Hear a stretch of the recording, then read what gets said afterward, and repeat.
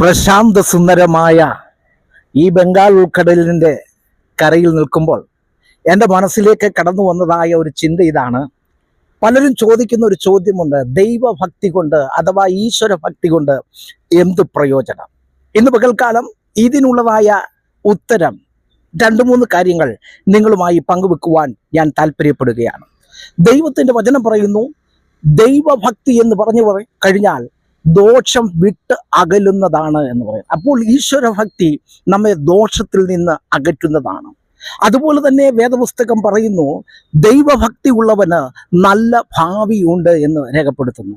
അതായത് ദൈവഭക്തിയോട് ജീവിക്കുന്നതായ ഒരു വ്യക്തിയുടെ ജീവിതത്തിൽ അവൻ്റെ ഭാവി എന്ന് പറയുന്നത് നല്ല ഒരു ഭാവി അവന് ലഭിക്കുമെന്ന് ദൈവത്തിൻ്റെ തിരുവചനം പറയുന്നു.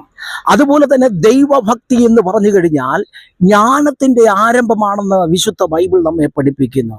ഒരുവൻ ജ്ഞാനിയായി തീരണമോ നാം ദൈവഭക്തരായി മാറേണ്ടത് വളരെ ആവശ്യമാണ്. അപ്പോൾ ഈ ലോകത്തിൽ നാം ജീവിക്കുമ്പോൾ ഒരുവൻ ഈശ്വര വിശ്വാസിയായി അഥവാ ദൈവഭക്തിയോടെ ജീവിക്കുന്നുവെങ്കിൽ അവൻ്റെ ഭാവി അനുഗ്രഹിക്കപ്പെടും.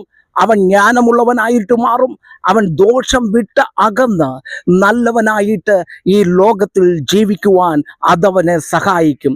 എല്ലാവരും ദൈവഭക്തി ഉള്ളവരായി ഈശ്വരഭക്തിയോടുകൂടെ മുന്നോട്ട് ജീവിക്കുവാൻ ദൈവം എല്ലാവരെയും സഹായിക്കുമാറാകട്ടെ.